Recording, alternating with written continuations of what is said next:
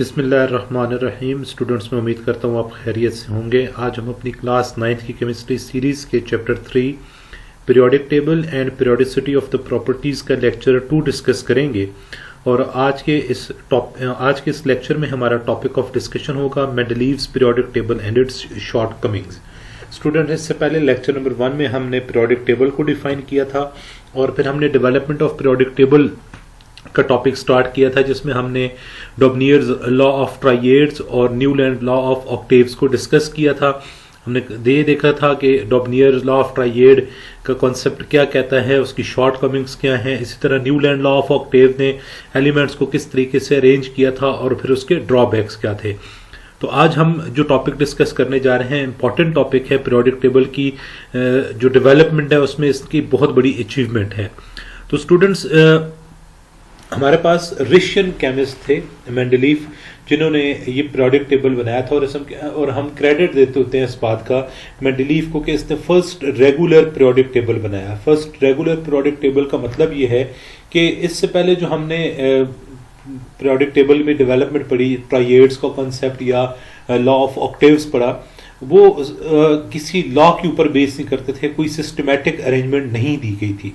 लेकिन मेंडलीव ने अपना पीरियोडिक टेबल रिप्रेजेंट करने के लिए या अपना पीरियोडिक टेबल बनाते हुए एक लॉ रखा था माइंड में, जिसको हम मेंडलीव्स पीरियोडिक लॉ का नाम देते हैं।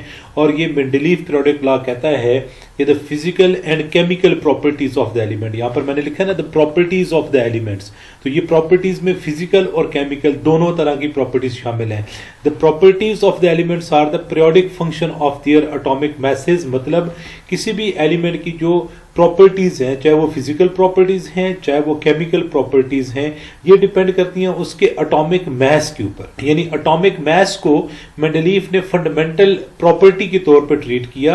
अपने टाइम पे जिस टाइम मेंडलीव ये पीरियोडिक टेबल प्रपोज कर रहा था, उस टाइम पे जितने नोन एलिमेंट्स थे उनको इसने वर्टिकल कॉलम्स और हॉरिजॉन्टल रोज में डिवाइड किया था। वर्टिकल कॉलम्स को ग्रुप कहा था, हॉरिजॉन्टल रोज को इसने पीरियड्स कहा था। इसने 8 ग्रुप बनाए थे। यहां से हम अगर नंबरिंग देना शुरू करें तो ये ग्रुप 1 था, ये 2, ये 3, ये 4, ये ग्रुप 5, ये 6, ये 7 और ये तीनों मिला के ग्रुप 8 कहलाते थे। और ये रोमन में लिखे गए थे, ये 8 को यूं लिखा गया था, मैंने इसको नंबरिंग में लिख दिया है बताने के लिए। तो इस तरीके से इसने जो 63 डिफरेंट एलिमेंट्स उस टाइम पे नोन थे, उनको उनके एटॉमिक मास के increasing order of atomic mass के ऊपर जब अरेंज किया है तो आपके पास वर्टिकल कॉलम्स और हॉरिजॉन्टल रोज की फॉर्म में अरेंज किया, तो जो पीरियोडिक टेबल बना उसकी रिप्रेजेंटेशन ये थी, ये इस तरीके की वो शेप आई थी। इसको हम मेंडलीव का पीरियोडिक टेबल कहते हैं। अब स्टूडेंट्स, जो मेंडलीव का पीरियोडिक टेबल है उसकी कुछ ड्रॉबैक्स हैं जो मैंने अपनी नेक्स्ट स्लाइड पे इसमें लिखे हुए हैं, लेकिन मैं आपको ऊपर से एक्सप्लेन करूंगा कि क्या इश्यूज। मेंडलीव के पीरियोडिक टेबल का सबसे पहला ड्रॉबैक ये था कि मेंडलीव ने अपना पीरियोडिक टेबल प्रपोज करते हुए एटॉमिक मास को फंडामेंटल प्रॉपर्टी के तौर पे यूज किया था। और अगर हम एटॉमिक मास को देखें तो लेफ्ट टू राइट मूव करते हुए एटॉमिक मास रेगुलरली इंक्रीज नहीं कर रहा। जैसे ये देखिए 6.94 है, अगर हम इसको 7 एज्यूम कर लें तो लिथियम और बेरिलियम के एटॉमिक मास में 2 का डिफरेंस है। देन आपके पास बोरान को अगर आप 11 करें तो ये 9 और 2 ऑलमोस्ट, इसको अगर 10.8 को 11 कंसिडर करें तो फिर 2 का डिफरेंस है। अगर ये 11 है तो यहाँ पर 1 का डिफरेंस, फिर 2, फिर इधर 3 का डिफरेंस आ गया। तो मतलब रेगुलरली एटॉमिक मास इंक्रीज नहीं करता, तो इसलिए हम इसको फंडामेंटल प्रॉपर्टी के तौर पे यूज नहीं कर सकते। दूसरा, पोजीशन ऑफ आइसोटोप्स को मेंडलीव के पीरियोडिक टेबल में एक्सप्लेन नहीं किया गया, क्योंकि देखिए हमने कहा है कि isotopes are the atoms of an element that have same atomic number but different atomic masses. अगर आप एटॉमिक मास को फंडामेंटल प्रॉपर्टी के तौर पे ट्रीट करते हैं तो हमने कार्बन के 3 आइसोटोप पढ़े थे। अब कार्बन 12 एक अलहदा एलिमेंट कंसिडर होगा, कार्बन 13 अलहदा और कार्बन 14 एक अलहदा एलिमेंट कंसिडर होगा। लेकिन यहां पर तो हमने सिर्फ कार्बन 12 लिखा है, अब 13 और 14 कंसिडर नहीं किए हुए, तो अब इसको ये एक्सप्लेन नहीं करता। नेक्स्ट आपके पास है elements with different properties were group together, यानी ऐसे एलिमेंट्स जिनकी प्रॉपर्टीज एक दूसरे से डिफरेंट थी उन्हें एक जगह पर इकट्ठा कर दिया गया था। फॉर एग्जांपल, अगर हम इस ग्रुप 2 को देखें तो इसमें ये जो बेरिलियम है, ये मैग्नीशियम, ये कैल्शियम, ये 3 एलिमेंट जो हैं ये अल्कलाइन अर्थ मेटल्स हैं।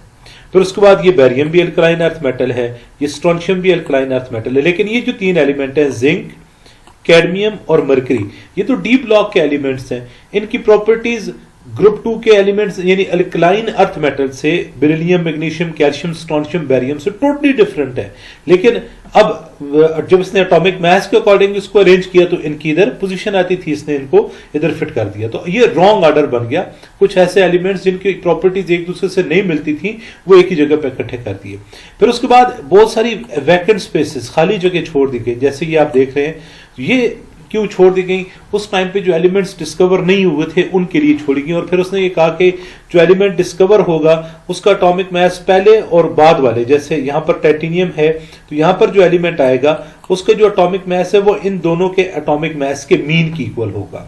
ये कह के इसने एम्प्टी स्पेसेस छोड़ दी। इसलिए फिर मेंडलीफ के प्रोडक्ट टेबल्स में बहुत सारी शॉर्टकमिंग्स आई तो इसको हमने रिजेक्ट कर दिया। लेकिन मेंडलीफ को ये क्रेडिट जाता है कि प्रोडक्ट टेबल की डेवलपमेंट में इसने फर्स्ट रेगुलर प्रोडक्ट टेबल जो है वो प्रपोज किया। एग्जाम में क्या क्वेश्चन आ सकता है, तो आपसे पूछेगा what is Mendeleev product law, तो आपने ये मेंडलीफ प्रोडक्ट लॉ को देना है। या आपसे पूछ सकता है what is difference between Mendeleev product law and modern product law, तो मॉडर्न प्रोडक्ट टेबल इंशाल्लाह नेक्स्ट लेक्चर में हम डिस्कस करेंगे, उसमें वो लॉ आएगा तो वहां से वो ले लेंगे और इधर से ये। इसके अलावा पूछ सकते हैं कि what are the demerits, shortcomings, drawbacks of Mendeleev periodic table. ये यूं भी पूछ सकते हैं why Mendeleev periodic table was rejected, तो फिर उसमें आप ये 3 रीजन लिख देंगे। मैं उम्मीद करता हूं ये बातें आपको समझ आई होंगी। किसी किस्म की कोई कंफ्यूजन हुई उसे कमेंट बॉक्स में लिखिएगा, आपको जरूर आंसर मिलेगा। Thank you very much.